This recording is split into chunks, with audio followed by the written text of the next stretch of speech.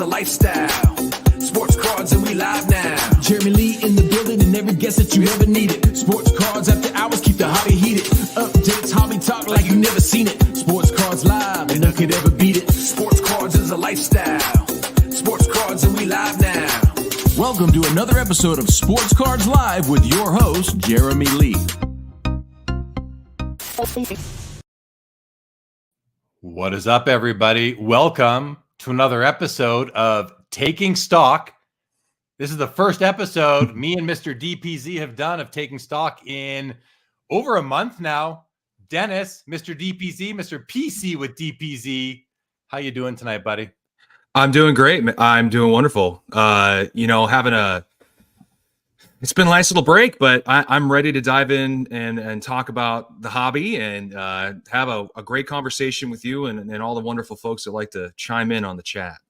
Well, welcome to everybody. This is episode 13 of Taking Stock. We are live streaming to the Sports Cards Live YouTube channel. We are live streaming to the Sports Card Dad YouTube channel. And we are live streaming to the Melting Wax Podcast YouTube channel. That is Dennis's new channel on YouTube, his very own platform. Be sure to subscribe, Dennis. Melting Wax Podcast. Is that right?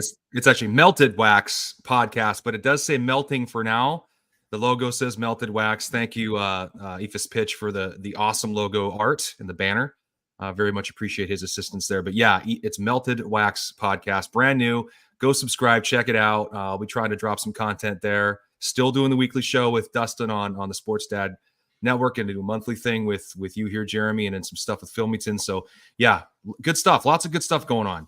Yeah, we started Taking Stock several months ago, back in like April or May. Our original intention was to do it every second Tuesday, but we have really resigned to the fact that we're going to do it when we have a topic and when we're up for it, when we want to do it. But hopefully we'll do it once a month at least. We enjoy doing the show together. We enjoy the multiple audiences that we have. So again, welcome everybody to the show. Tonight's topic, as you can see below us, influencer integrity. And Dennis, you introduced the topic. You introduced it for this episode. Why don't you just kind of, maybe start with your opening comments? Sure. So I had a video that I threw out on the Melted Wax podcast talking about integrity, influencer integrity. I've had some conversations with some friends of mine in the hobby about what that means. I think the first thing I'd want to say is let's define the integrity versus accountability. I think it's important to define those two things. When I think about accountability, that's like, you make a mistake, you do something wrong, whether you're caught or not, whether you're the one who brings it up or whether you're found out, you make people whole, you make it right, you admit your mistakes and you move on. That's being accountable to your actions, accountable to other people that it may have impacted. So that's accountability, in my opinion. And it works the same way in society, in a sense. You're accountable for your actions, you're accountable for what you do. Integrity is a whole different thing. Integrity doesn't really allow you. Integrity guides you and dictates whether you even go there in the first place, whether you even make that mistake in the first place. And I feel like having that integrity and it being strong and firm in what you do and everything you say, I think is critical and important. And it shouldn't allow you to make those decisions. You should be thinking about how those decisions are going to impact your audience, the people that listen to you, your friends, the people that associate with you or you associate with or you represent. All those things matter, in my opinion. So I think when you talk about integrity and influencer integrity, the thing that I thought about, not so much about, okay, all the mistakes that people have made and let's just burn them down and all of that. What bothered me and what I wanted to talk about was how disappointing it is and unfortunate it is. We're losing people from the hobby that have made a mistake. I'm not condoning the mistakes. I'm not saying it's okay. I'm speaking to the fact that it's one less voice now.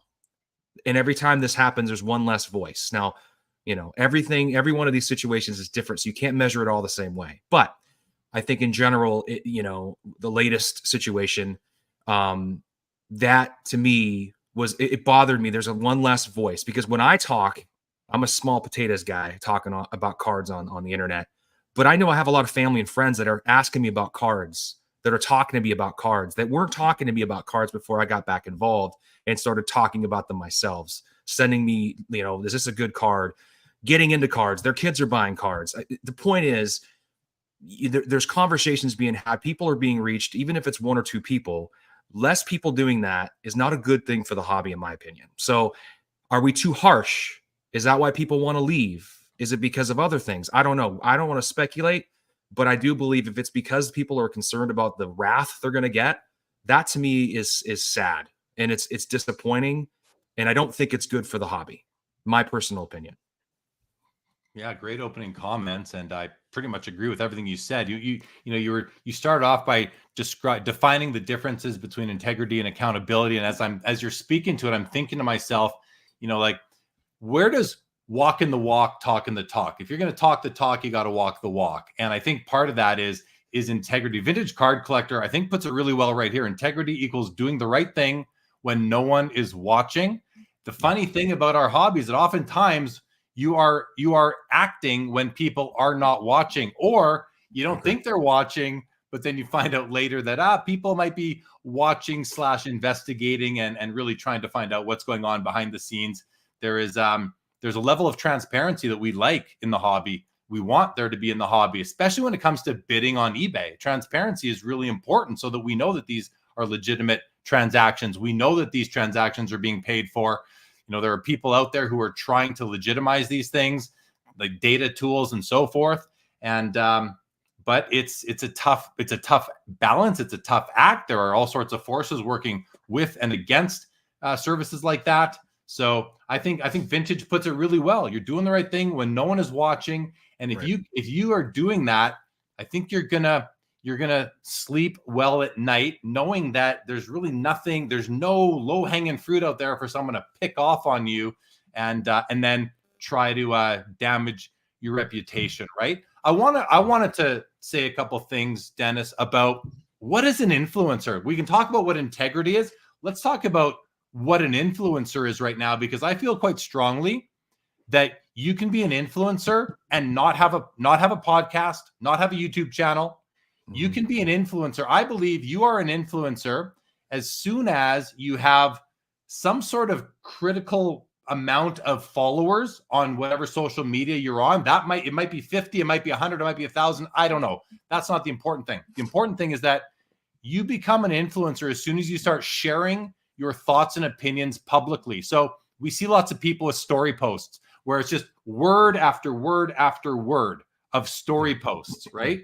And some that you talk about, EFS Pitch, Signed and Slabbed, Deep Value Investor, MK Sports Cards. These are influencers. You don't have to have a podcast. You don't have to put your face out there to be an influencer. If you are sharing your thoughts and ideas, you're an influencer in my books. And I believe that people like that, people who are putting thoughts and opinions out there without podcast or YouTube channel, should be held to the same standards as any other influencer that is out there. What do you think of that? I think you're all one and the same. I think there's a difference between a content creator and an influencer. There's a question down here. What is the difference between influencer and content creator by Greg Cohn? I hope I'm saying that right, Greg. Yeah, pronouncing your name right. That's a good question. And there is a difference there. I think a content creator is someone like you, Jeremy. Someone like Dustin and others that create content. I think an influencer is someone that has an opinion and they want to share it, and they either use their stories or their posts or a podcast or anything. It's the point behind they have it's like, oh gosh, to influence someone means you have to have a firm conviction and opinion on said subject to influence anyone on anything. If we're just going to talk about stuff and have, this could happen, but this also could be the case, but this could also be the case. We're not really firm in what we believe and what we think. I think that's more of just kind of creating a content around hobby. And then, but once you start becoming opinionated and you start having an opinion on any of these things that you're convicted about, I think then you kind of cross the line and become an influencer. So maybe I'm walking in circles a little bit there, but you know what I'm saying, right? Yeah, I don't think there's that much of a difference at all. I tend to agree with Hobby Champs here. Says there is no difference. Content influences, and I think that's so. There are content creators who, even even if you're a content creator that all you do is put out videos of your mail days, well, if you have a following, people are going to watch those videos and they're going to see what you like, and you might influence them. Nothing wrong with that. I get influenced all the time watching people show their pickups. Here we are on an opinion program called Taking Stock. We are out here sharing our thoughts and opinions. I think that makes us influencers. This is sports cards. This is a very small niche in the whole scheme of Instagram and YouTube anyway. So our influence is limited to within our niche. But I think that you need to look at yourself as an influencer if you are sharing thoughts and opinions and tastes, regardless of how you're doing it, because people will. And I've been told that I've caused people to start collecting hockey. I've had people DM me over the years saying, your podcast got me into collecting hockey. Love it. Thanks. So I guess I've influenced that collecting behavior, but I'm not out here telling people what to buy. I'm sharing what I like when I do that type of content. So I think that Greg's question, there is really no difference. There is no, unless nobody's watching. If you're a content creator that nobody's watching, I don't think you're influencing anybody. If a tree falls in a forest, is anybody here? That kind of thing. If anyone's listening, consuming your content, you have the ability to influence them. And then there's degrees of influencer, obviously, right? You've got the Gary V's of the world who are super influencers. And then you got us in sports cards who are mini influencers. I think that kind of makes some sense. Richard here says all content creators are influencers. Not all influencers are content creators.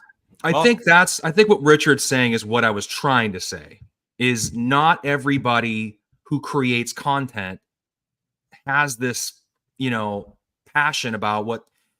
Some folks are just reporting the news. Some folks are just kind of giving, here's what's going on. It's like the news. When you watch the news, and there's going to be probably a lot of just dissension on this topic, but they're usually just giving you a story and here's what's going on. They're not supposed to have an opinion, right?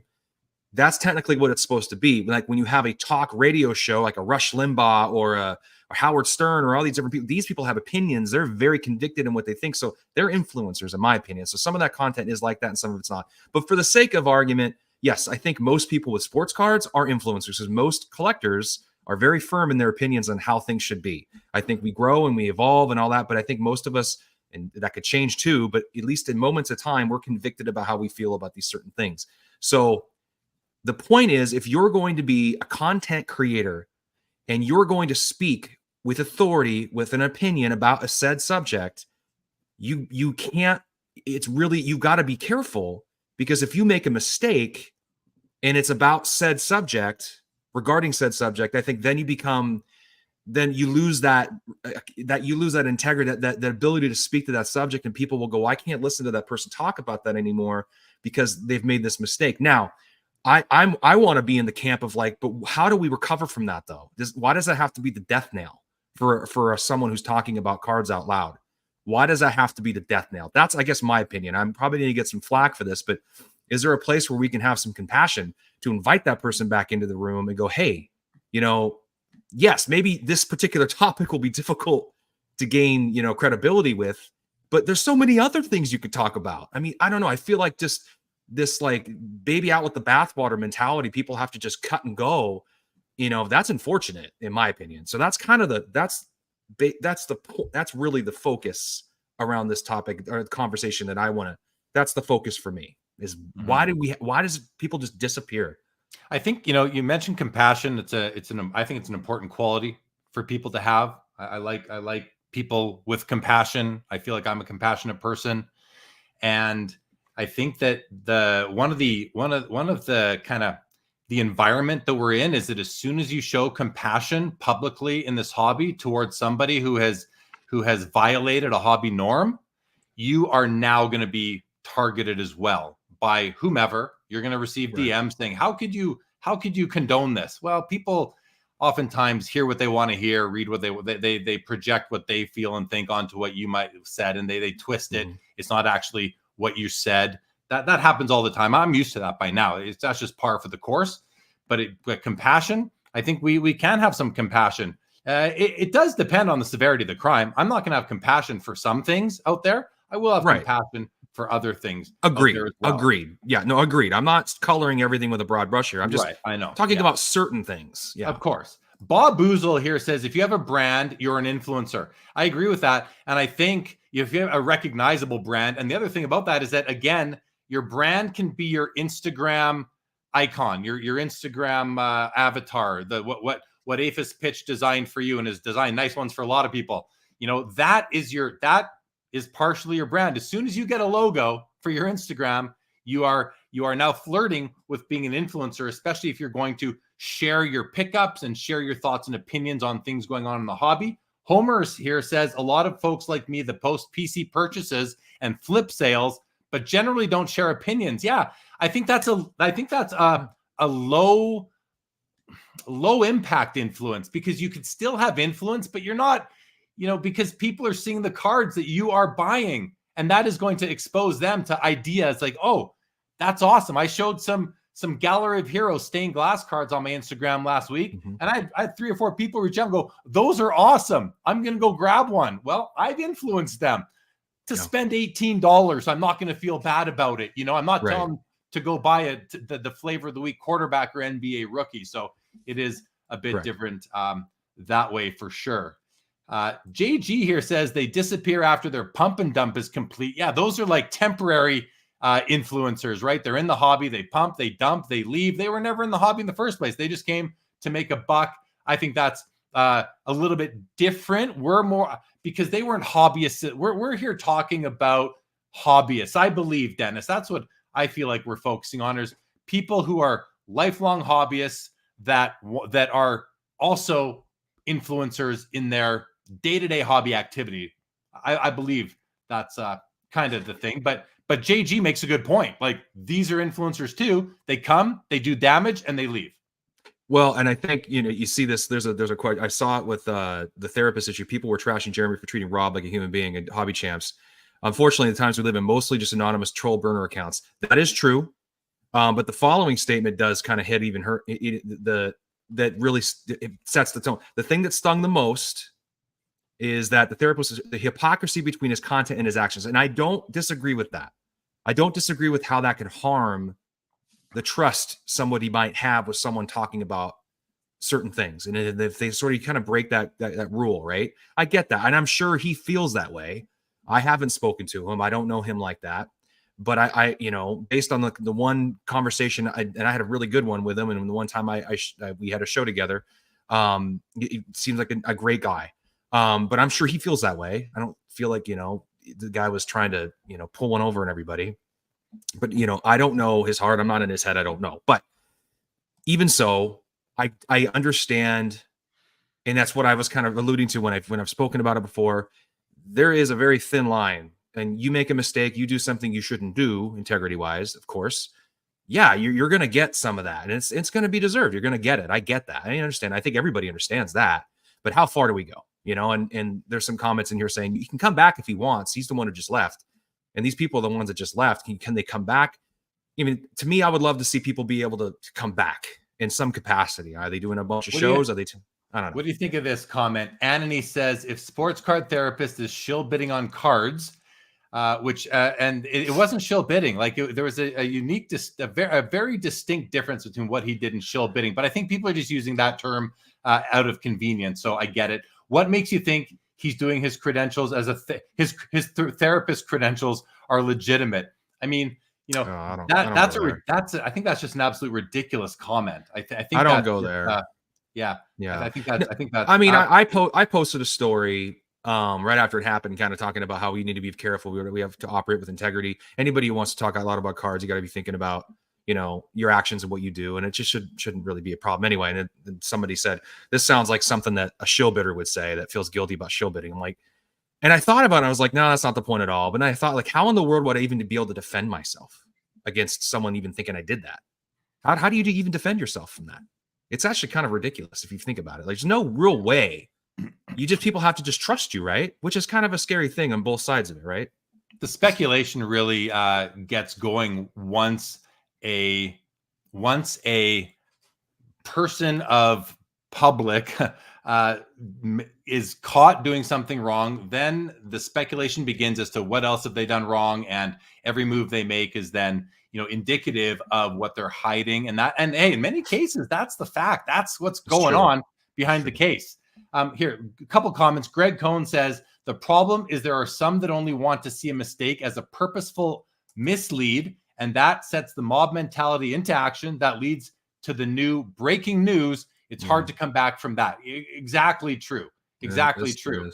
Ace Baseball Card says the hobby is pretty poor at giving second chances to people. However, I think a lot of that is due to how much real scamming happens on a place like Facebook buy sell groups. Yeah, like that's the thing. It's I think that's those are pretty good points right there. Brent Deep Value says I wish he just would have apologized to who he harmed and made it right financially and said he wouldn't do it again and move on. He did all those things, by the way, in his apology video. He did apologize to who he harmed. He did offer to make it right financially, and he did say he wouldn't do it again and didn't do it before. He did also move on. He moved off. He moved off of social media. Yeah. I really don't believe the hobby is better without him, says Brent. And I mean, yeah, he did. You know, Rob made a lot of really good content that a lot of people enjoyed. This isn't just meant to be about sports card therapists. That's not what this is about. This is when Dennis introduced the topic to me earlier, he really said, like, you know, when something like this happens, should you be chased from the hobby? Are you no longer welcome in the hobby? Is it a one strike and you're out hobby?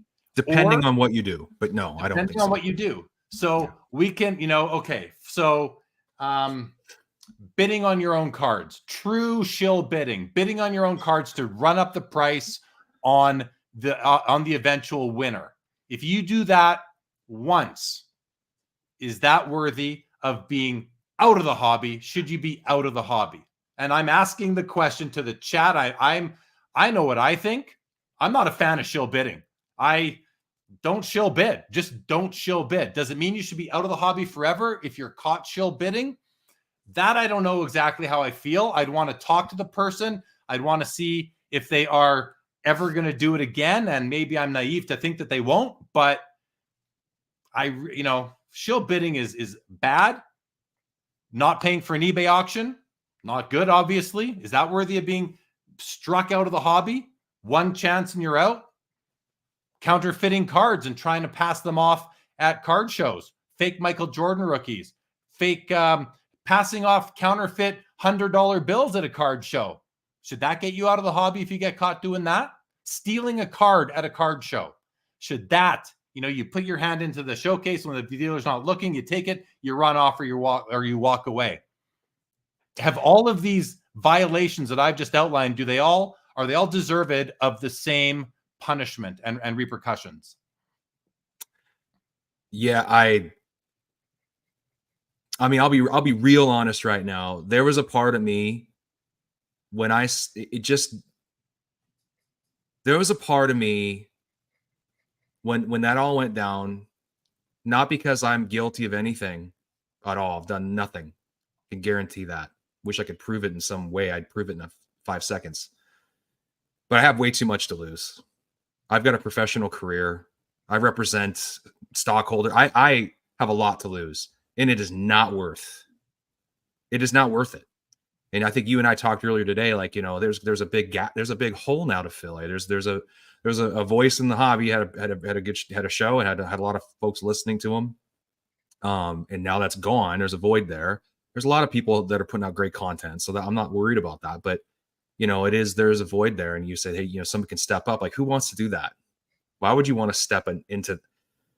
I want to be as small as possible. To be honest, like, I don't want a ton of followers. I don't want a ton of people hanging on my every word. I think it's dangerous. I felt that way. When I was younger, I wanted to be this rock star. I'm a musician, I'm a songwriter, I'm a passionate person. So I wanted it. And as time went on, I saw how people get dragged down for every little thing. I don't want anything to do with that. I'm going to have my family. I want it quiet. I only recently just decided to start talking about sports cards because I love it. I'm passionate about it. And I've kind of been very careful about how I've done it. But, I don't want to, I think there's too much to lose. And the other's a comment in here. Someone in this video is talking about, at some point they'll come after you in real life. If you got to pull stuff down, you got to get out of here because you're gonna, for what? Like you're gonna get fired from your job because you didn't pay for on eBay. Like I find that's just ridiculous. But he's right about that though. That's what happens. That does happen in the world of the internet today. It happens. I don't think sports cards are important enough for it to happen in, but it does happen out there. So Anthony, I think is right about that. Trader Griffs here says the reason people leave when they get caught doing something is because what they did is only the tip of the iceberg. I don't think that's the case 100% of the time. I don't think you can say that with certainty 100% of the time, but I think it is definitely true sometimes, but there are going to be exceptions to that. I definitely believe that.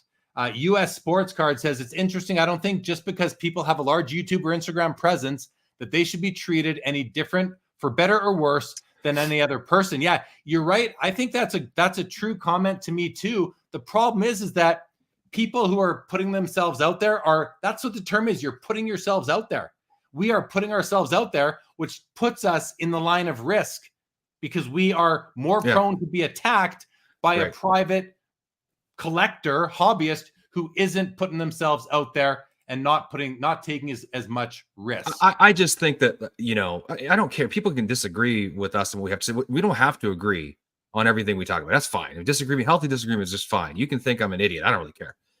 But when you start thinking about your livelihood being at stake, when we're talking about sports cards, and I can, at least up to this point, I can happily say I've never received one dime for anything I've done up to this point for content and sports card. And there's nothing against that. I'm just doing this for fun, volunteering, having a good time. And to me, it's an escape. I love it. It's great. These relationships are wonderful.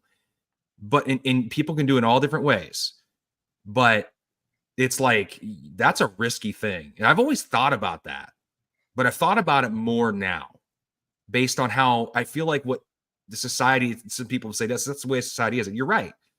And I'm not saying it's okay to do bad things. I'm not saying that at all. Again, it's just the reaction is like, whoa, like it's like scorched earth.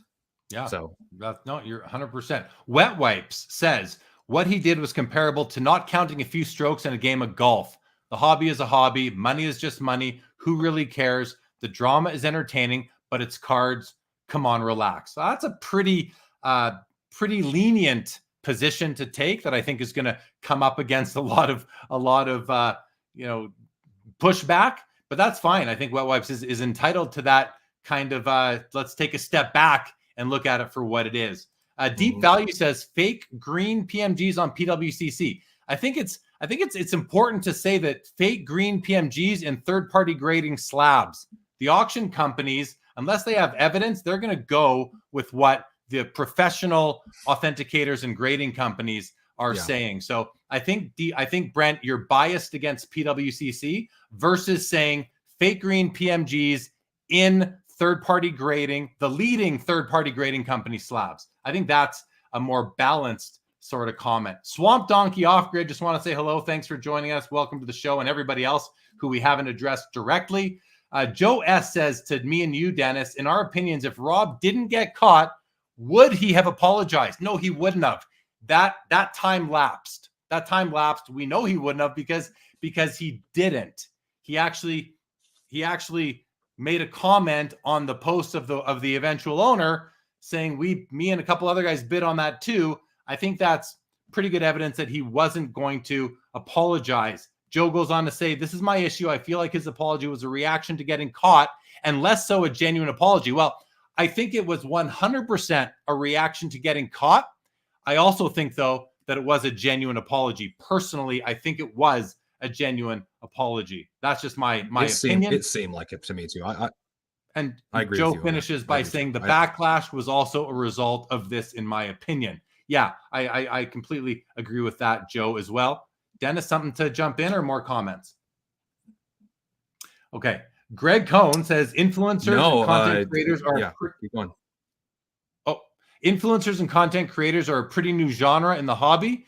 Is it a social media phenomenon? Was it the COVID shutdown card boom, which led to the growth of influencers? You know what it was? And honestly, it was a few things. It was more and more people taking to social media. It was the uprise of social media. It was the uprise of Instagram and YouTube, I think, and Twitter, hobby Twitter, social Instagram, and YouTube. I don't think that I don't know. I don't follow the TikTok world so much, but I don't know that I'm sure it has its own flavor of drama, influencers and content creators there as well, for sure.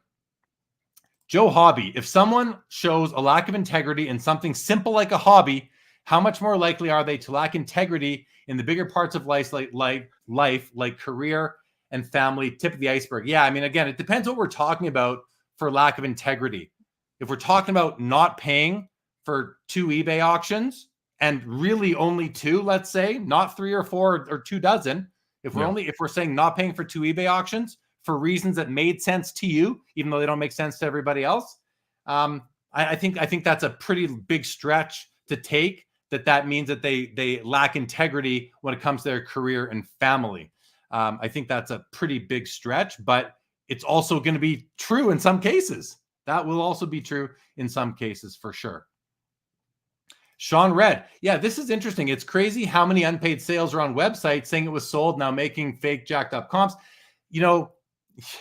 Like, I sell cards through consignment sellers, and I don't know if I've ever sold a batch where there wasn't an unpaid item. I mean, I think sellers need to publish a list of unpaid items and who those unpaid sellers are, or those unpaid bidders, who those non-paying bidders are. The guys from 90s Auctions, 90sauctions.com, as far as I know, are the first auction company who are publicly posting the names and I think geography of non-paying bidders. They did it on their Instagram story last week. They said in our year of business, we finally had our first non-paying bidder. Here's their name, and they are from whatever state they said this guy was from. Listen, I don't know what sort of privacy violations that may violate, but if they put that in their terms and conditions and it doesn't violate a privacy law that would override a term and condition on a website, I love it. I love it. And I would love to see that happen with all consignment sellers who sell everywhere, if it is something that that is reasonable. I may be missing some things there, but to me would eradicate eradicate the issue. You got one and dones, because now they can't be done, or they're going to create new names, new false identities, but eventually we're going to get rid of most of them. I think so, and I think that's good. I mean, as someone who sold cards on eBay like everybody else and have non-payers, that's really frustrating. It's a waste of time. It's annoying, and it's sometimes infuriating. So I get that. I get the frustration. I get how annoying that is, and how it can cause problems. And in the comps, the comp issue is a major issue, because now you're setting these comps, and but thankfully I think everybody's getting hip to that. I think obviously as a hobby we're aware of that, so we're looking out for that. I know Card Ladder, they work hard to make sure they're vetting stuff best they can. And I know Chris spoke to that a little bit on his show. I think that people are getting wiser about auctions too. I know that I don't do auctions very often anymore. It's rare I do it, unless it's a very special card I can't find anywhere else. I don't touch an auction. It's always the best offer, negotiate with the seller, I try to find the price that makes sense, go to a hobby store, whatever it may be. Auctions are scary to me for that very reason. It's just like, and I send my cards to, somewhere else to be sold. I consign them to sell now, so I don't deal with my eBay store because of all the non-payment stuff. But so you get smart. You kind of get, you find a different way, so it doesn't affect you as much. But I think there's different, they cross out the sale if it's not paid. And I know other people are starting to get hip to that, PWCC, a lot of folks. So I think the hobby is sort of adjusting to that. But you're right. I think if people were posted, that would discourage the person from doing it. I would let everybody know who's selling cards to stay away from these particular people and buyers. Yeah. Papa Jim says, back to the influencers doing content. They need to try and remember back when they had started and had 0 followers. Seems like the larger they get, their content gets worse to me. I think that's probably true for some content creators out there. Hopefully it's not true for all of them. But let's talk about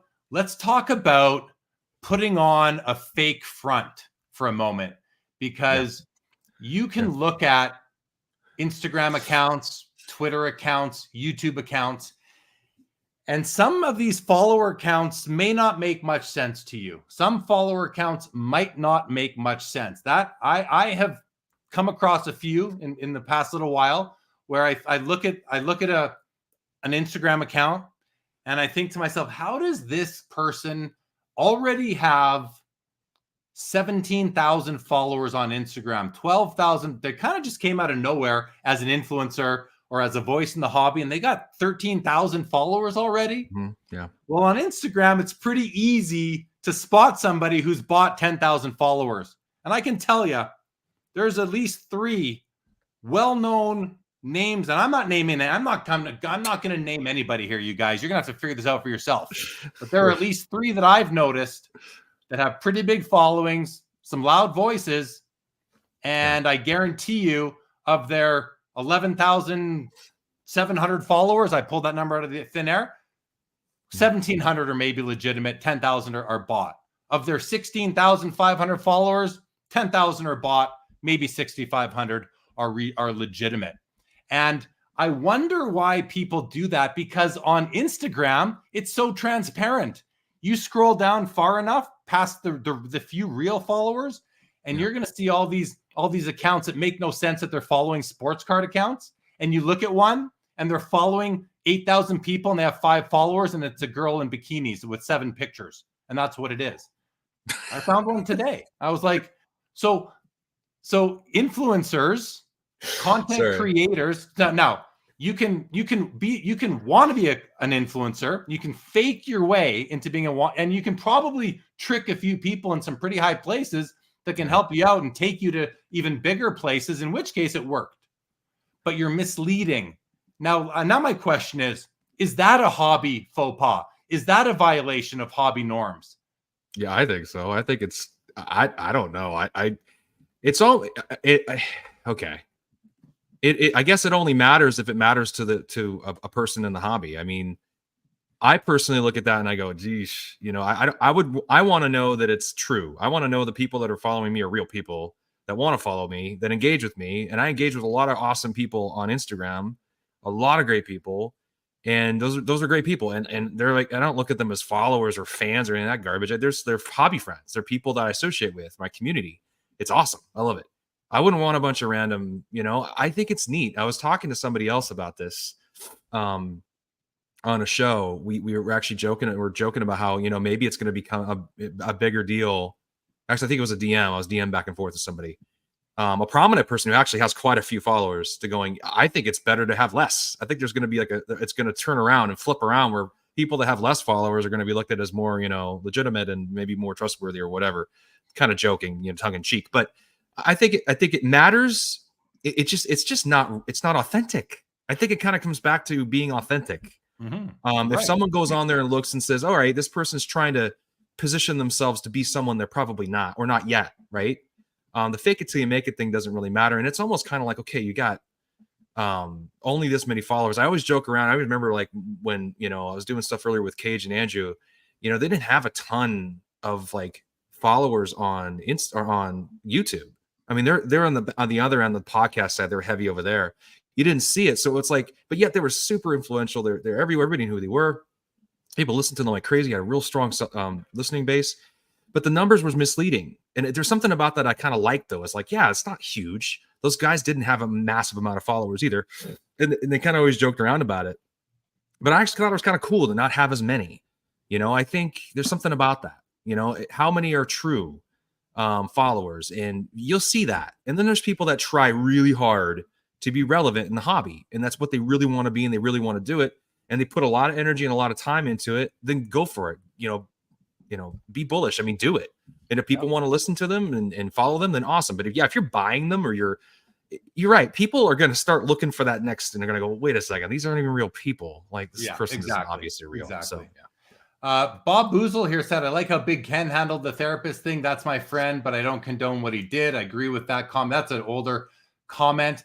Bink Scott, my biggest concern would be that the guy completely pulled the plug. Was there more to come? And then also on that same note, Joe Hobby says, why would he shut all of his social media over a non-pay? There's more to the story. someone doesn't go nuclear unless they are going to self-preservation mode. I think there isn't more to it. I think it's what you say at the end. He's going into self-preservation mode. He doesn't want to deal with all this. Everyone's talking about him. He sees his face is all over the YouTube thumbnails. Why would he want to do that? Like, I believe he's in self-preservation mode. Exactly that. I don't think it's a sign of more things to come. Personally, no. I just don't think that's what it was. Okay. US Sports Card says, I think our hobby gets outraged about things for a few days and everyone moves on pretty much, but some things won't be forgotten. There are some people that like to pick on something 2 years after it happened and remind people about it. That will happen too. Filmington, what's going on? Says you can change your eBay handle every 30 days, I heard. Bob Boozle says engagement matters more than followers. 100% agree with that. Tom Newman said, yeah, you laugh at buying fake followers, but it helps you pull girls at the bar. When you're married with kids like a couple of us out there, that just doesn't help, Bob Boozle. It doesn't really matter. Mid-Atlantic says, to me, if you feel the hobby accounts with fake followers are deceptive, why not perform a public service and name them? I'll tell you why, because rats get bats, Mid-Atlantic. That's why. I'm going to leave that to you and your own sleuthing. I am not here to call people I got to jump in before. I mean, and you haven't hit one of them yet, but Bob Boozle is like, he's dialed in tonight. Some of his stuff, I mean, you ever see me laughing most of the time because I'm reading one of his comments. They are hilarious. Oh, there's a lot of them. These hilarious. They're just, I don't know. He's bringing a lot of levity to the room. It's funny. Daniel Picente agrees with Dennis. You hit the nail on the head. If you're playing long-term game, your brand is everything. Yeah, I mean, you have to, like, that's why I am by the book. I am by the book because I don't want to have anything. I want to sleep well at night, and I do because I just keep it by the book. Of course, I've got my haters. I think, most people who've been doing this for close to 4 years or even not as long, we have people that don't like us for whatever reason. That is fine. Comes with the territory. A lot of people say it's a sign that you're doing something right, and that's how I choose to look at it. But at the same time, like, you can try and get me. I promise you, you're not going to be able to get me. There's nothing you can get me on. Dennis is the same way. Dennis, we have a lot to lose. We have families. We have professional careers. We have a lot to lose. We're not going to give you something to get us on. We'd be complete morons to do that. And when people have done that have been in our shoes, that have families and careers, they acted upon a moronic moment. And maybe I'm with you. I think if you're just being yourself, I mean, it's funny because we talk about this, like, and I know I bring it up, like, and I guess some people could probably look at, well, or do you feel guilty, or why are you so concerned or so worried? Is that a sign of guilt?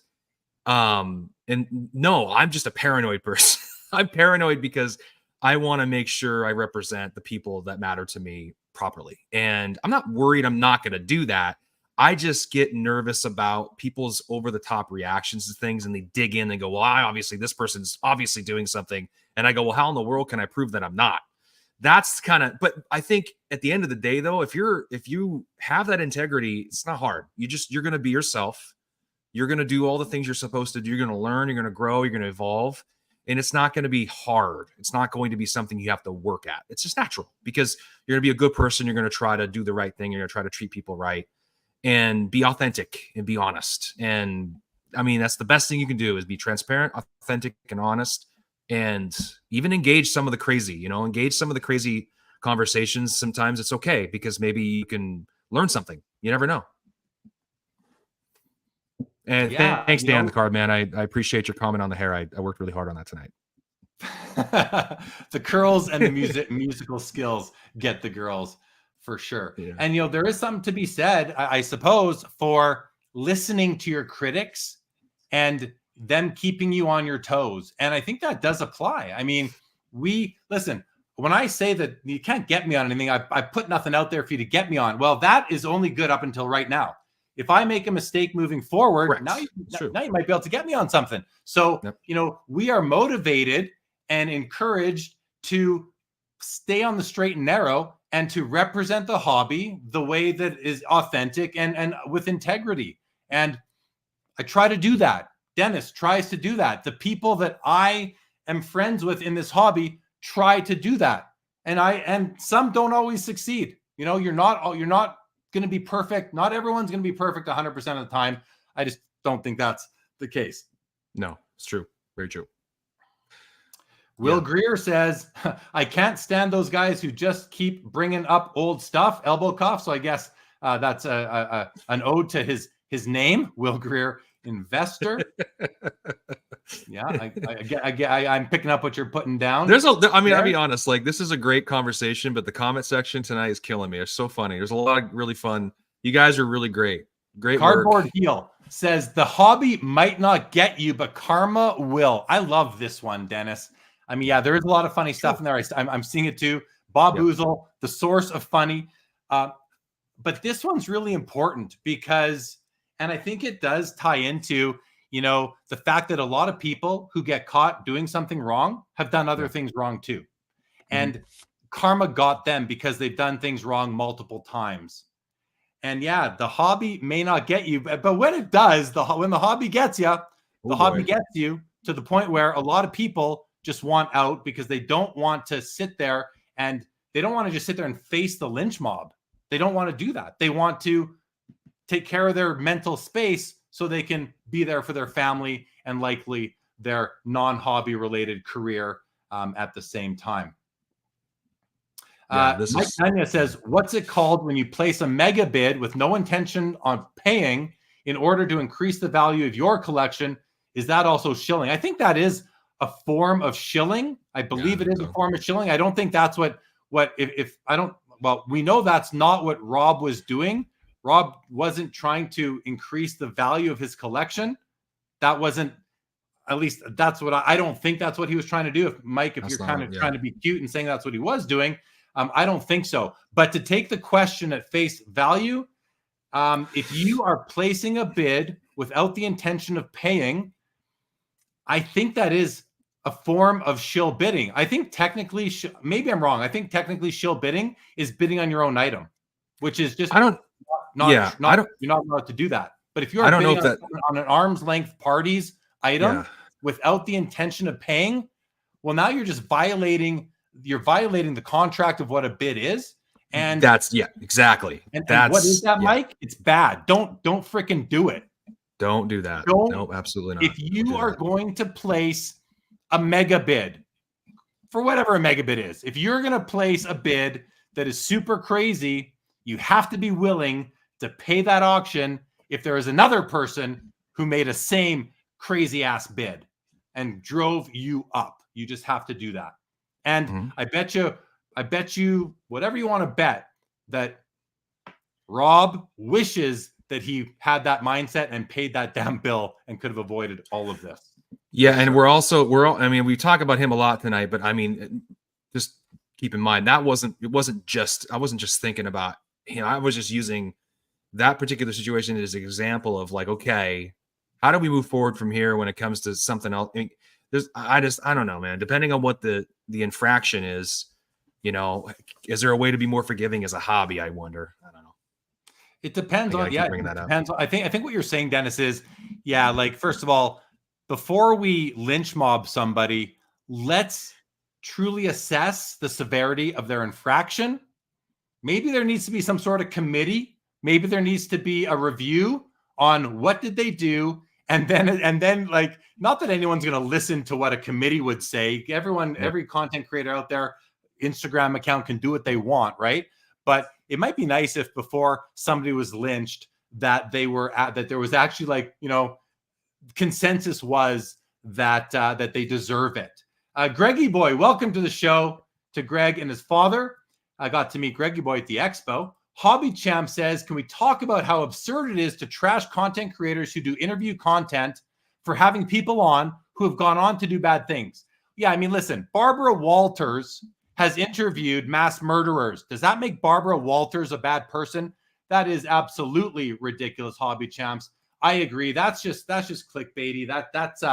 That is cheap and weak, is what that is. Cheap and weak. Like, you don't have an imagination if that's what if you're coming after people for that. Yeah, well, I don't. Go ahead. That doesn't. Yeah, no, Isaac. I don't even think that's worth a comment. I don't. Yeah, no one should ever be Wildcard says, if you get canceled, it must be tough to unload your collection as an influencer who regularly shows off your cards. Yeah, I'd say for that for sure. Mid-Atlantic says, for what it's worth, I didn't pay for an auction once. I totally forgot about it. And when I remember, it was too late. It wasn't a big buy, but I do feel badly. Life goes on, and I'm happy to own up to it. No, and you've been canceled, Mid-Atlantic. You have now been no, not good enough. All right, everybody, go and follow him. Cancel Mid-Atlantic. There he is. He just said it. But he didn't get caught. He admitted it before getting caught. Yeah, you know what? No, it's true. That's true. It's true. Yeah, Cardboard Heel. He who has not shill bid, let them cast the first stone. Let's be real, guys. This hobby was built on shill bidding. Oh, this is turning in an interesting direction. As soon as you have this blind auction system, which is based on the fact that we are on the internet, we're going to have nefarious activity. And that's why, listen, I certainly do not condone shill bidding, but I accept it as part of the playing field. So when I'm bidding on cards, it's like, it's a tax that we almost all, if you want to buy cards online on auction, you almost have to assume that every so often you're going to be the victim of a shill bid, whether it costs you an extra 50 cents or $5,000 or 50, whatever it is. I personally, so that I can keep on buying cards I want, I just look at it as a bit of a tax to play. And it's not going to stop me from buying cards that I really, really want. Yeah. Loud Collector says, Barbara Walters was a looker back in the day. Let me tell you, Dan pays me the ultimate compliment. I have better hair than Barbara Walters. I do not know how that's possible, Dan, but I will take it. I will take it. Bob Boozle, let's see what he says. Santa Claus is going to make multiple pit stops at the coal factory as he visits sports card collections this year. Yeah, he might be. Well, the year's not finished. So hopefully we end on a good note, and maybe there's someone else who's going to step up and create a really awesome podcast and grow naturally and organically. Integrity. Yeah, no bot. Don't buy followers. People will see right through it. So quick change of topic, complete change just for a moment. Do it. So throughout the year, I keep all of my purchases for the year in a separate pile. So that at the end of the year, I know what I picked up that year. And then I can go through it and kind of come up with and do a post or a video on like my favorite pickups of the year. And so my favorite pickups of the year right here. I'm not going to show them now, but I am kind of preparing. Oh, what a tease. What a tease. And here's the thing. There's still a month left in the year, but pretty much for me, it's not what I bought. It's what's arrived and landed. So I don't think anything I buy in the month of December, and I'm on a budget right now. I'm not buying a lot right now. So I will be buying some cards on Sunday. I know that for sure, but I don't think that they're going to land by end of year. So I'm about ready now to post my sort of top pickups of the year. Looking forward to doing that. I encourage other people to do that too. It's definitely a nice way to look back and kind of assess your year in the hobby, especially if you are still in the hobby. Bill Jones says, shill bidding is a crime. You are profiting and or robbing honest buyers from their cash. Yeah, 100%. Shill bidding without the intention to pay. Now, just back to Therapist, when he placed the bid, I do not believe that he did not intend to pay. After he won, and he's like, wait a second, it changed. There was a shift. I think the intention at the time of placing the bid wasn't to shill. I think it was to win the auction for a lot less than that high bid, but it wasn't to shill. I think looking back now, we can say, and people are saying that, look, it kind of became a shill bid afterwards. But to me, a worse infraction is to place a bid at the outset as a shill. That is a worse infraction to me. Yeah. I just want to say, LGC, I'll be influenced. I didn't take Hobby Champ's comment against me at all. I'm not sure which one you're talking about. The hair one, I think. Yeah. This one here, maybe. I did not take that against Hobby Champs whatsoever. I was completely agreeing with him. LGC, totally. I'm sorry that was taken, that my words were not interpreted as I intended there. Yeah. Baseball says, please don't show your pickups. I'll be influenced. Yeah, I can't show them. Not here on Taking Stock. Not here on Taking Stock. No. Sorry, Dennis, you were saying something before about a comment. No, I think it was that. It was please don't show them, I'll be influenced.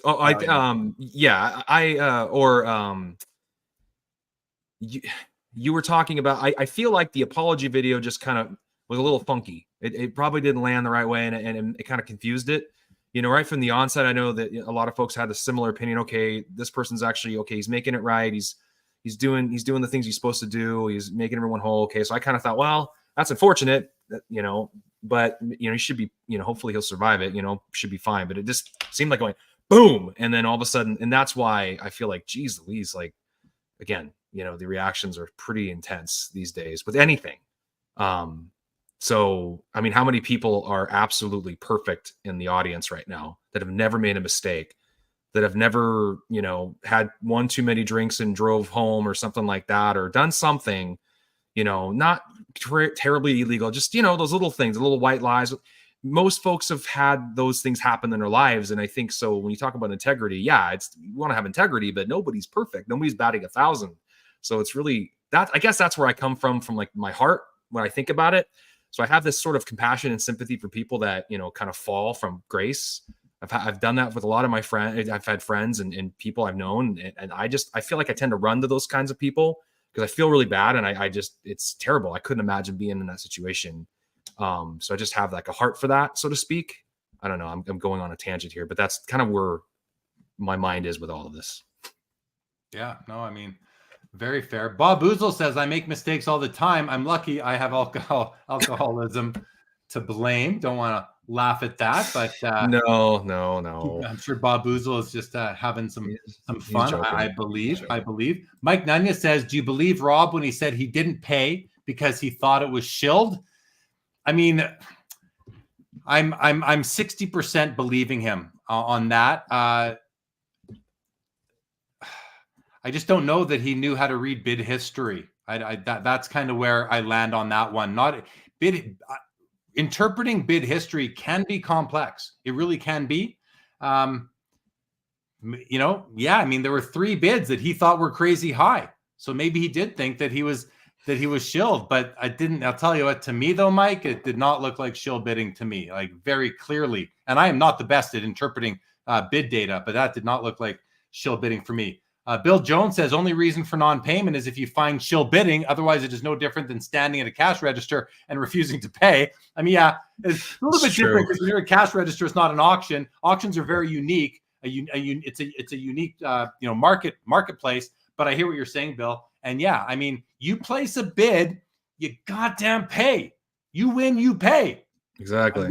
I'm sitting here yelling at that. Jeremy literally got scary there. So if anybody doesn't watch this whole video, but just watches around, go back and watch 58 minutes right at that cue, and you'll learn what you should not do in the hobby real fast. It'll be intense. Jeremy just told you, don't show bid. Hey, I have paid more than I've wanted to before because guaranteed. I've never even considered not paying an auction. Like it hasn't even entered my mind. So I don't think anyone's. I find that highly disappointing. I don't think anyone's ever going to do that again after all of this. I think if there's anything, I mean, maybe there's a silver lining there that now no one's going to do it again because they're going to be like, good Lord, I don't, whether you're creating content or not, it's not good to do that.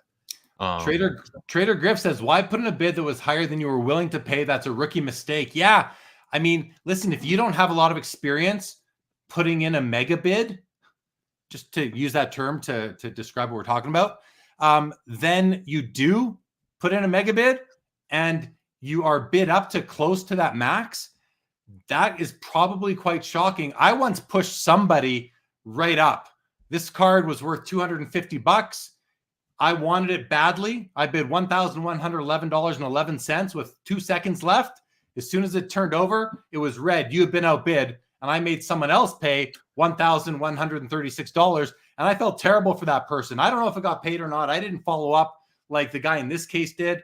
I just let it go. And, but had I had to pay $1,100, I would have been devastated financially, but I would have paid the bill. I would have sucked it up and paid it nonetheless. I mean, that's just what you do. Random sports, you win, you pay. Yeah, it really is as simple as that.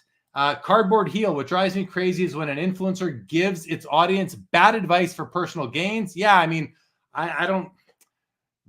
That's called pumping and dumping, I believe. That's like, yeah, I completely agree with that. Random says, I've been selling on eBay for over 20 years. I get 20 non-payers every year. Right. That's 20 people who did the same thing that therapists did and are walking around freely. Probably one of them is in our audience right now, maybe, sort of thing. Dan the Cardman says, I believe he placed the bid a few days before the auction ended too. Rookie error. If that is the case, then yeah, that's a rookie error. Someone above said he only had, right here. Random says, I believe him. He says he only had 415 eBay feedback. So in the skull scheme, I think that's not a lot of feedback. So let's do this, because I think I know it's obvious that Rob's a bigger focus because of what just happened, but kind of bringing it back around, I'm going to ask the chat. I want you guys, if you can get serious for a minute. You've got a lot of funny stuff going on, which I think is, again, like I've told you, I love it. It's awesome. What do you need to do to get back in the good graces? Is it even possible? In the chat, tell me, what do you do? If you're, say I do something like, say I don't pay for an auction, I overbid over my head, I shouldn't have done it, and I'm like, oh my gosh, and I don't tell everybody right away, I get caught, blah blah blah, the whole thing happens. What am I supposed to do in that situation? Like, be my PR person. Tell me what would be acceptable in your mind. I know everybody's not going to agree, but what do you do? How do you handle that? So Random Esports has already replied and said he should apologize. Well, he did apologize. People don't believe him. Like, an apology to respond to Random Esports, an apology in this hobby is not good enough. So try again, please, because that did not work. And he did apologize. He apologized, and I believe he meant it. So that's not the answer. Try again, please. Yankees fan says, now I know why I had to pay $11.32 for a Jeremy Lee rookie card. Good one, Yankees fan. Trader Griff says, I had 2 people asked to cancel bids after winning auctions this weekend. I hope they both get herpes. Maybe they already have herpes. Who knows, Trader? Who knows? Okay, random tries again. Okay, apologize and give away 100 cards. So really what you're saying here is apologize and make financially whole the victim or victims. I think that's a great start. If you're going to go out of pocket for hard cold cash, I think that is something that you're going to remember, that now you've paid the price financially, and you probably don't want to do it again at that point. The last, Dan the Cardman and Bob Boozle have 2 really good ones. You can kind of read them together here. Yeah. Diane's first. This is good. Dan the Cardman says, stick around, take a break if needed, but don't run for the hills. Earn the trust back if you can by sticking around. Yeah, the issue there, though, Dan, is that he knew what was about to come from channels like yours and others. Nothing against Dan the Cardman, but what I mean is channels that put other people's faces on their thumbnails and make videos for 2 weeks about it. He just didn't want to deal with that. He did not want to deal with that and just have to sit there and get lashed over and over and over again by the lynch mob of content creators who weren't going to let him take a break. So I understand the sentiment, Dan, but it's just not always reasonable for everybody. It's just not a reasonable thing.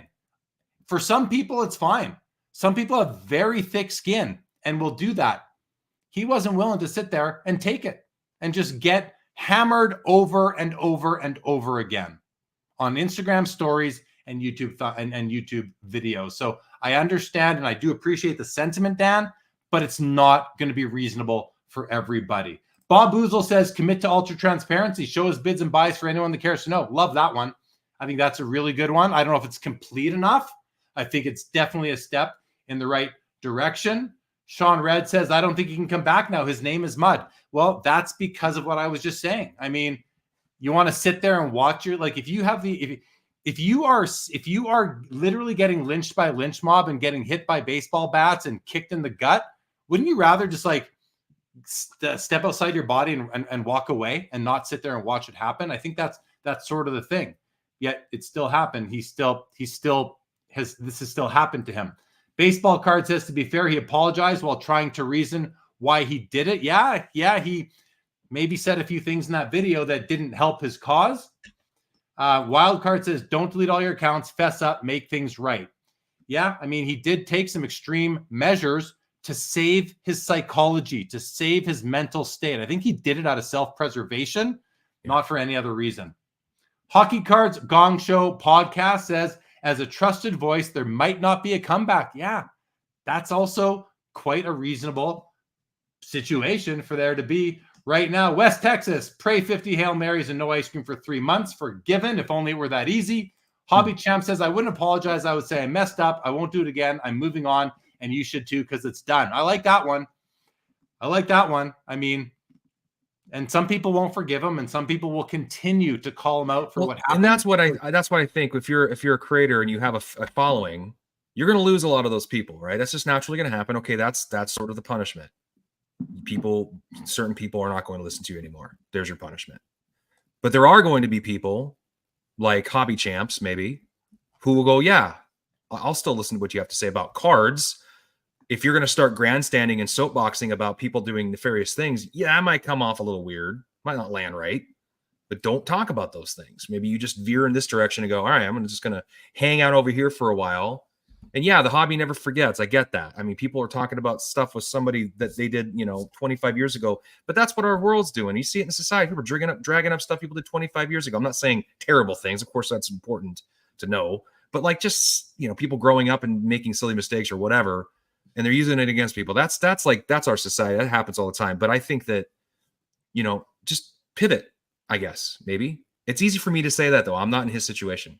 Right. That's key right there. Like until you've been attacked publicly in this environment, in this hobby, it's hard. That's really easy to say what he should have done. It's really easy to say that he should or shouldn't have done something. Just wait until it's you. Cardboard Heel says, will people ever look at him the same way? I think running away, it makes him look cowardly and weak. He doesn't care how it makes him look at this point, though. I'd probably rather look cowardly and weak than sit there and just let somebody continue to bash me in the head with a baseball bat.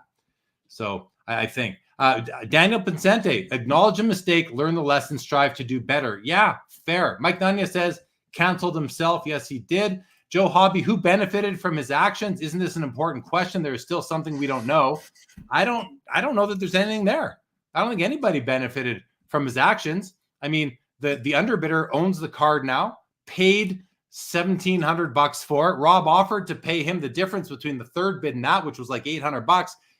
The modest guy turned down that offer. So I don't think anybody who benefited, the seller of the card benefited. But he didn't have to. Rob was willing to make that right. Rob was willing to pay off the guy who paid the extra $800 and then pay off the seller as well to make we them all whole. So we all benefited, and we have something to talk about for the last 2 weeks. There you go. There you go. Dan, if that's in response to my comments, I appreciate that response. Mid-Atlantic says he should participate in the hobby. He just shouldn't claim any high ground or moral authority because he will always have the hypocrite label attached. 100% true. He would, if he were to come back, and this goes for anybody, this goes for Card Porn or Shayway Vlogs or anybody, if they come back, they have to have a whole new sort of shtick type of thing, I guess. Maybe not. I don't want to say that. Like, I feel bad saying that because I don't want to tell anyone what to do, but anyway, change your name to something silly, then eavesdrop on the hobby gossip. Okay, Will Greer, living up to your name there. Baseball says, I think you apologize while owning the mistake, even if you think you had a good reason to not pay. It came across as an excuse, not an apology. Fair, very fair comment. I agree, but I do believe the apology was authentic. I do. Now, he did get caught. I recognize that. But in getting caught, it caused him to, I think, go in mentally to really feel bad for what he did.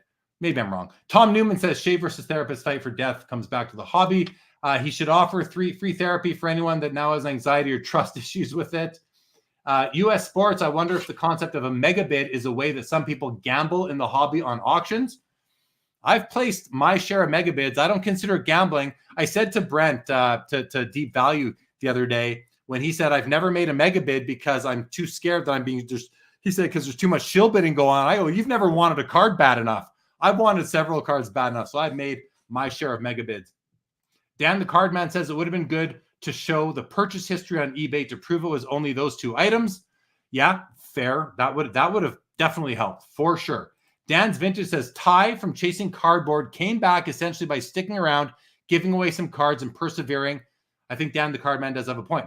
Doesn't mean that just because one person did it, the other person, it's right for that other person too. Everybody's different. I think we all understand that. Might still be the right prescription. Doesn't mean that he's going to take the medicine. The other thing is that Ty, and I don't know the detail. I didn't follow the details of that totally that closely. So forgive me if I'm completely wrong here, but I don't think that Ty ever believed he did anything wrong. And that's a key difference because Rob knew he did something wrong. I don't think Ty ever thought he did something wrong. If I'm right about that, if that is in fact the case, that he in fact did not think he ever did anything wrong, that's a different situation. I cannot wait. Do nothing. Who cares? I don't hate him. The hobby shouldn't either. And Jeremy from Foul Fireball is a very reasonable and just a real nice guy. I've met him several times at the Burbank show. Dennis, what were you going to say? I just can't wait till you get some of these comments that are coming. All right, well, let's run through. Joe Hobby, deleting your accounts is a card porn type move. Seems like there's more to it. Though, yeah, Joe, you've said that a few times already. I think you're barking up the wrong tree. Anthony says card porn is gone. No SCT, both disappeared like a flyby. Baseball says I would come on this show or one similar and kind of face the music, take it on the chin, own it, ask for forgiveness, and then decide if you want to continue creating content. I think that's a great idea. I might reach out to him and offer him the platform. Say, hey, do you want to come on and address the hobby when you're ready? That might not be like, I'm willing to give the guy as long as he wants. Like, he owes me nothing. Hobby Champs, card porn is a damn crook. No returning from that. Big difference. I mean, that was what he did was legit different. Fraudulent counterfeiting. It was bad. That's a completely different level of crime. U.S. sports cards. I think the Chasing Cardboard scenario was another case study this year with those rock cards. Honestly, DPZ, I think the best thing to do is whatever helps someone sleep at night. And I think that's fair. Like at the end of the day, no matter what you've done especially if it's not paying for an auction, I think you know that you're going to be lynched now for, a month or two. I think you have to go into self-preservation mode and really be there for your family and your career so you can keep on putting food on the table. Currency Project says accountability is more important to me than an apology. Talk is cheap. Actions speak volumes. Transparency is going to go a long way for him going forward. I agree. Mm-hmm. I don't know that the hobby was willing to give him the time to prove that to show point. Action. That's the whole point of this whole conversation. Before he could do that, though, Currency. That's that's what he recognized. He knew what was coming. He'd seen it happen before, I believe. Trader Griff says he should have gone on Sports Card Radio to explain himself and get it over with. Not a bad idea. I mean, the Sports Card Radio guys, they're not going to let you get away with anything. They're going to come at you. So maybe maybe that would have been the right move for him. Dan the Card Man would be another good platform because Dan's going to ask you all the tough questions. Yeah, all right, Dan's a good guy. US says, like Kenny Rogers said, you have to know when to hold them and know when to fold them, know when to walk away, and know when to run. I think that's well said. That's pretty much the comment right there. That's great. Good job. He is probably watching the stream right now. He's not watching the stream right now. I am almost certain he is not. Part of what he did was to completely turn off hobby content.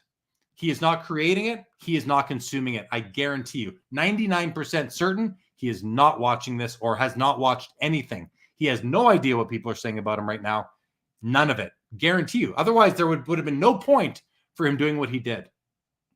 Off-topic question here from Cardboard Heel. Ken Griffey Jr. was a great player, and if not for injuries, he'd be the home run king, but does not winning a World Series hurt how people see him in 50 years?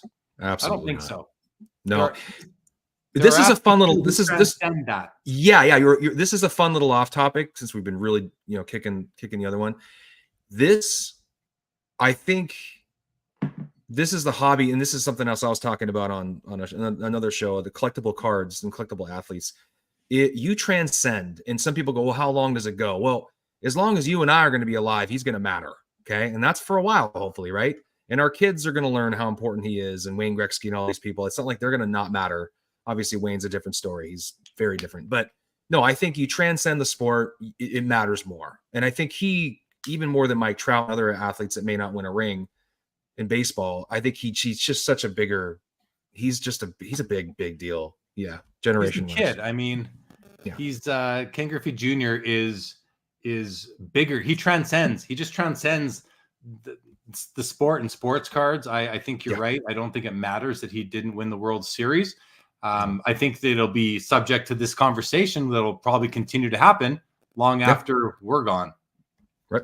Maybe not long after we're gone, because really he's extremely popular with people who were watching baseball in, 89 to 99 type of thing. And if you were alive watching in that time period, but he also had the sweetest swing going. And you also think about cards too. See, this cardboard being relevant within the hobby space is a whole nother thing. And I think that 89 Upper Deck card and all the cards that came in that golden years, which I think the golden years of the 90s, all the inserts, all these cool, that gives us that's immense from a hobby perspective, him as a player, like it does Jordan, like it does Kobe, like it does LeBron, and some of we'll see with like Patrick Mahomes and Luka and all these more modern players, but that matters too, because collectors that collected were collecting him during that whole generation. They were collecting him. Not as many were collecting Barry Bonds, not as many were collecting Mark McGwire or Jose Canseco. They were collecting him. So I don't know. I think that matters too. What about like Sosa, McGwire, Bonds, those guys back in the day, Mike Mussina, like Ryan Klesko? I mean, these guys were all Mike Piazza. They were all being collected heavily. Todd McDonald, Scott Erickson. Yeah, Todd Van Poppel, Kevin Moss. I know you can keep going, but it's not. He is still yet today. He was that guy. Those guys were all great. It's like all these players that are great now, but there's only that one guy. That's why prospecting is so dangerous. It's like, think about Wayne Gretzky, Connor McDavid, Mario Lemieux. I mean, you can go on one hand to talk about the relevant players in hockey, right? I'm sure you can go off more than one hand, I'm sure.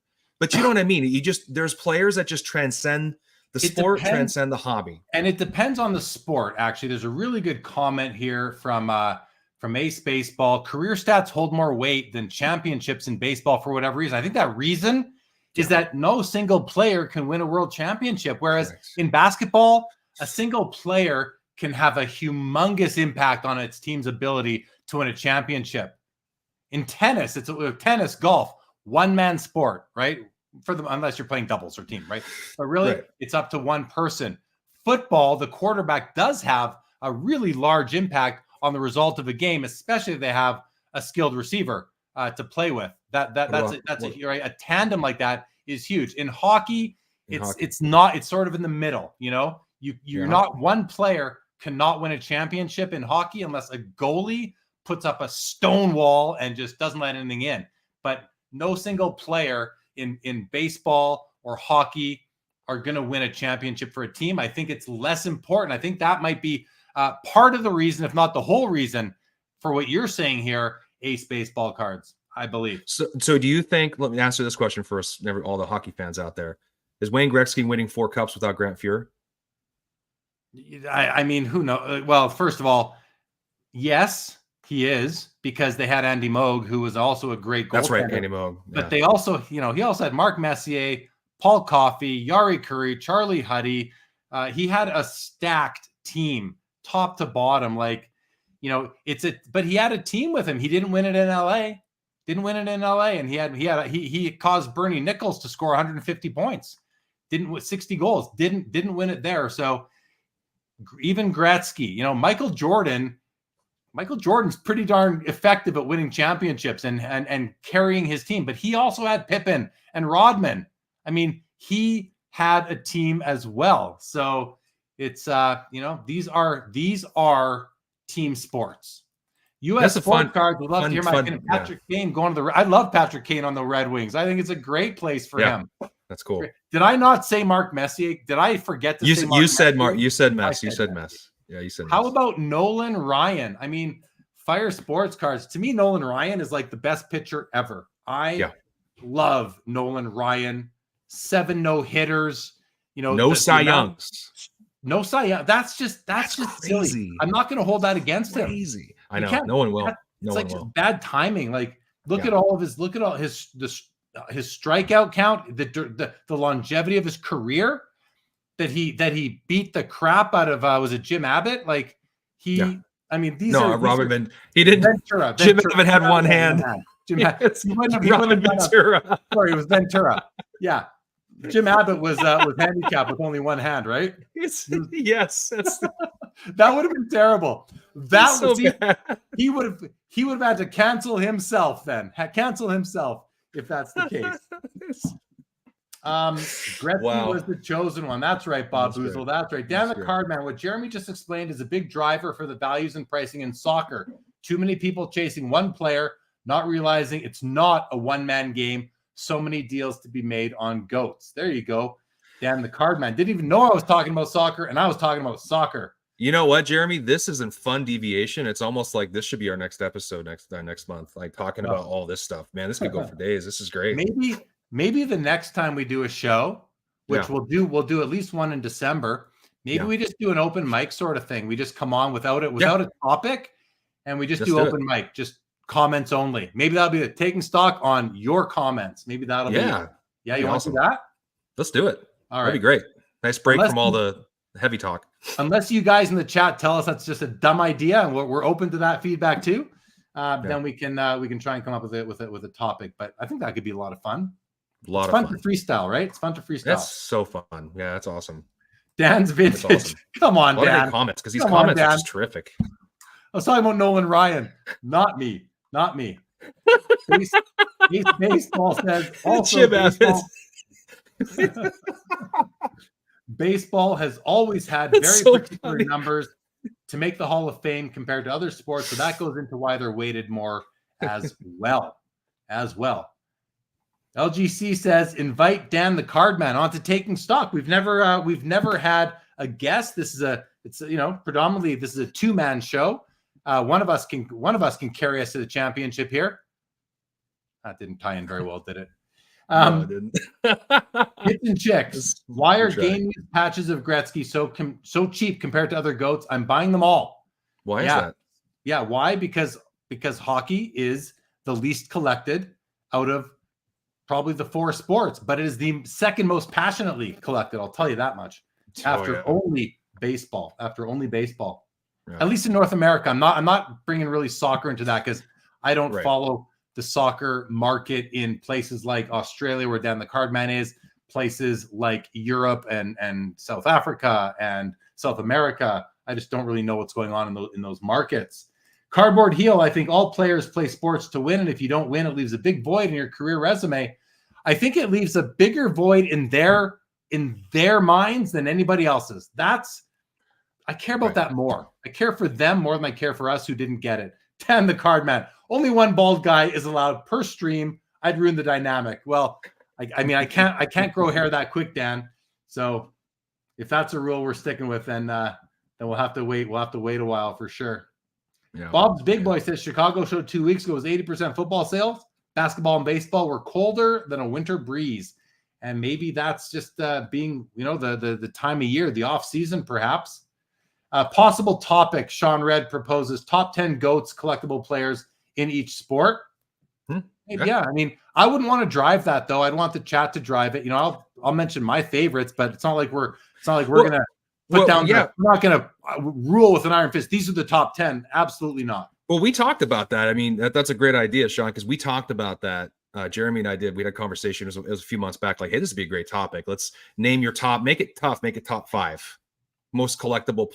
We actually was most collectible players in the hobby, top 5. But I think that might have been. That topic might be kind of beaten up already. So maybe what you're saying. Earlier in the episode, I made mention of a few accounts on Instagram who are influencers, even though they don't do a podcast or have a YouTube channel. MK Sports Cards was one of them. If you're not following MK Sports Cards on Instagram, well, you probably are. He put out a post on his story just a couple days ago, listed the top 10 most important people to collect in hobby history. And in that list, he had Mantle and Ruth and Jordan and LeBron and Messi and Gretzky, whoever else, Brady, of course. But he also had Charizard in there. And I wrote, you can't put Charizard. Charizard's not a person. Charizard is not worthy of that list. First of all, I am not a huge fan of the way TCG collecting has kind of become morphed with sports card collecting. Like, I'm just not a personal fan of that. I'm not saying it's not part of the hobby, but you have sports cards. My show is called Sports Cards Live. I have covered some Pokemon stuff in the past, but I've been very vocal at the beginning saying I'm a sports card content creator. I am not here to create content about anything but sports cards, even though sometimes I talk about if I collect a Rolling Stones card or a Beatles card. But to me, I'm just not a big fan of the way that TCG is lumped in with sports cards. They're two to me different hobbies. Like, I grew up collecting hockey, baseball, basketball, and football cards. Yeah. Still, that's what I collect. Like a dummy, I went and bought some Pokemon cards a couple of 3.5 years ago. I didn't have any attachment to them. It was purely to ride the wave. And I'm like, I look at a Charizard card. I'm like, it does nothing. It does absolutely nothing for me. It doesn't hit any of my feels at all. So I said to MK, I'm like, you got to get Charizard off that list, buddy. So people are saying here, he would never win a World Series. Bob Boozle says he dates underage monsters. And, the thing that a lot of people were saying for a long time about Charizard is, Charizard can't tear his ACL. Well, I know, yeah. Charizard cards are now performing as if he tore his ACL and had Tommy John surgery. So Charizard can tear his ACL. I say that does not apply. He sure as heck can. Jeremy's hot on a couple items tonight, man. He gets hot. Charizard and don't show. All right. Well, here we go. Ace Baseball, never known the pain of. Yes, he does. He tore his ACL, like I just said, because his cards are performing as if he did. Yeah. All right. Yeah. We're at an hour and a half here, Dennis. Are we about ready to wrap up? I think so. I think there's a lot of great. I think there's two things that I'll take away from this episode. It was great to talk through, just in general. I know we focused a lot on one person, but I wasn't really my intention. I was probably a fool's errand. But I think that it was good to hear from the group. How they feel about the situation, and what would you do if you were to fall and stumble. Obviously, it's something not ridiculously nefarious, and we're just literally trying to harm others. Just a lapse in judgment, a poor decision. How do you get back from that? It's interesting to learn, what the hobby thinks. So I take that away and go, okay, ignoring my ridiculous paranoia, which I'm a passionate guy. What are you gonna do? I also liked the turn. I liked the conversation about athletes, Junior, Gretzky, the championship conversation. That's awesome. As sports content people in general, those are fun conversations. And it almost kind of reminded me what we need to get back to. This was a good conversation to have, but it's like, okay, now, like Hobby Champ said, it's time to move on. It's time to move on to something else. Yeah. And the next month's conversation, I'm looking forward to it. I think having everybody here, this comment section is wild and awesome.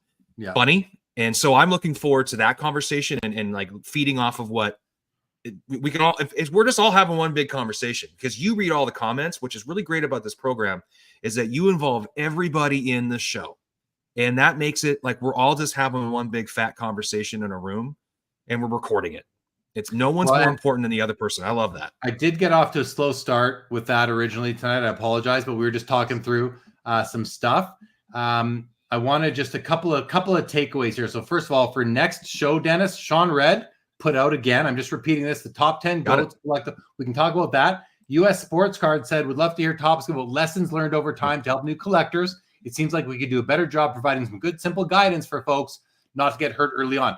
I think that's another good one. We can add that to next episode's agenda, but we're going to call on the chat to provide these lessons that you guys have learned to help newbies as well. So that's a good one. Trader Griff says, Charizard versus Jim Abbott, who you got? I'm taking the human every time. I'm taking the one-handed human every time. Chad Chipper, we appreciate the great show, guys. Comment, thank you. Mike Nunya, appreciate your comment right there that you were enjoying this live. Bob's Big Boy says, yeah, feels like he's filed for divorce from the hobby. No more counseling, no more therapy. And Cardboard Heel says, I only brought up the Griffey thing because I have ADD. That is okay.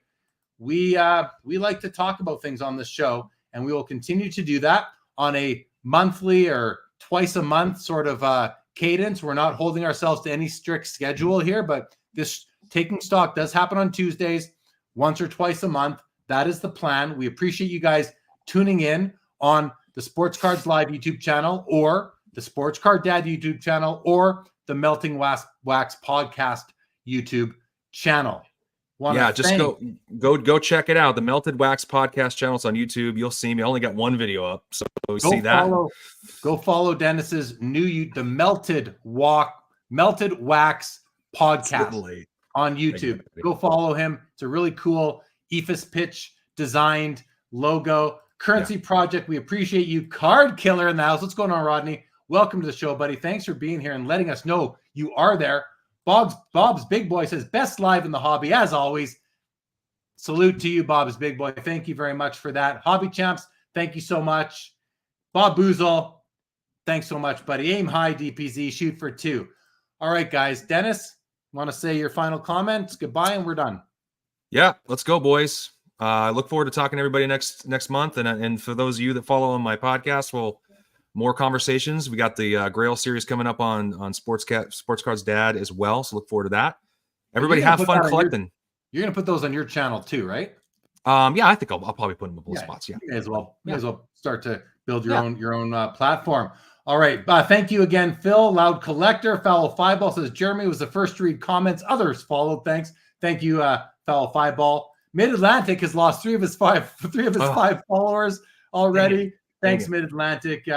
You're honest. And kudos for what you put in there tonight. And Trader Griffs, thank you. With that, this episode of Taking Stock is